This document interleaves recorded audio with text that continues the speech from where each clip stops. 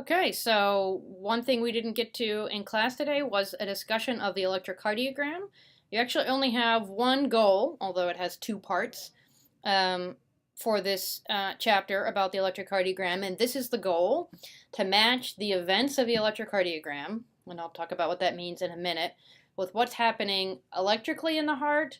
So what does it mean? So how does it correspond to the depolarization and contraction of the different parts of the heart, and functionally in the heart as well. So how does it match up with the events of the cardiac cycle, which just means blood, how does blood move through the heart? So I'll give you, there's an example for each one of these in the slides. The first one is which part of the electrocardiogram, this is an example, which part of the electrocardiogram represents depolarization of the atria. So if you look at the electrocardiogram itself, all you need to know here is what these three different parts are for. So there's this P, it's called the P wave, this little thing, all right? And then over here there's the T wave, and in between there's this thing that has three letters because it kind of has three little parts, the Q, R, S, and it's called a complex instead of a wave because it has three parts. But you don't have to know the parts separately at all. So there's just three things, the P wave, the QRS complex, and the T wave. Now, of course, the blood is in the atria first, right? So the first thing that has to happen is for the atria to contract.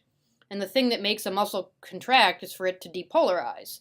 So just logically, the P wave is the depolarization of the atria. So the correct answer to this question is A.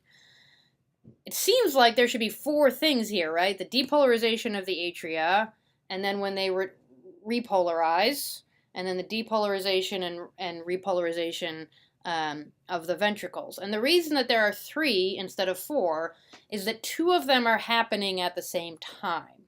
So the QRS complex is the depolarization of the ventricle. So first you depolarize the atria, and then that depolarization spreads, as we saw in class today, to the ventricles, and they contract. That's what this is. It makes sense that it would be bigger than the P wave because there's much more tissue in the ventricles. It has to direct blood all over the body, at least on the left side, whereas the atria are only squeezing it into the ventricles right next door. So this is a much bigger event, and while it's happening, sort of hidden in there, is the repolarization of the atria. So you can't really see the repolarization of the atria. Okay? So we depolarize the atria, and then they go back to normal somewhere in here. And now we've depolarized the ventricles, and this is the repolarization of the ventricles.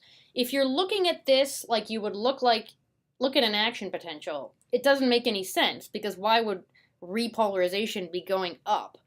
You just can't think of it that way. We don't have time to go to it in detail. If you want to hear more about it, you can come ask me about it in my office. But this isn't an action potential. It's a whole bunch of action potentials added together, and it's not directional like an action potential is or in the same way.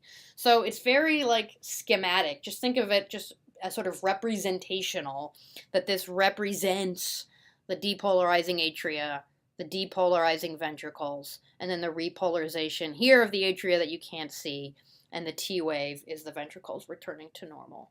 Now we're just seeing a little sort of bit of it here, but after this T, there's going to be a pause, and then the next P. So all of this, right, is basically systole. The heart's contracting. It depolarizes and contracts.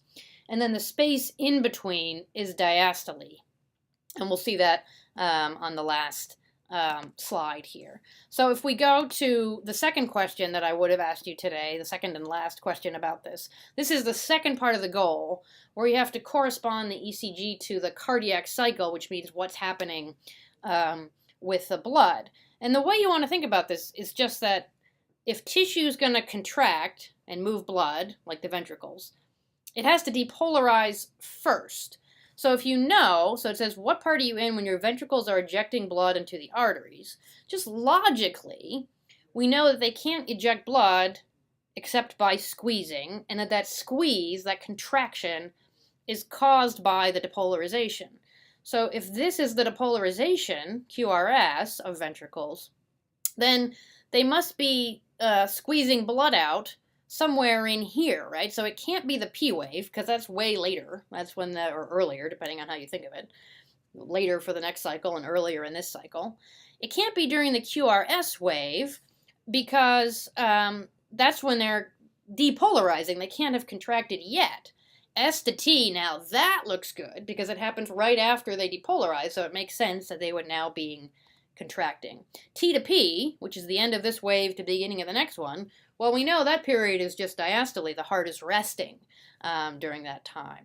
So the only one that makes sense, even without looking at the next figure that I'm going to show you, the only one that really makes sense there is the S to T, the space from S to T.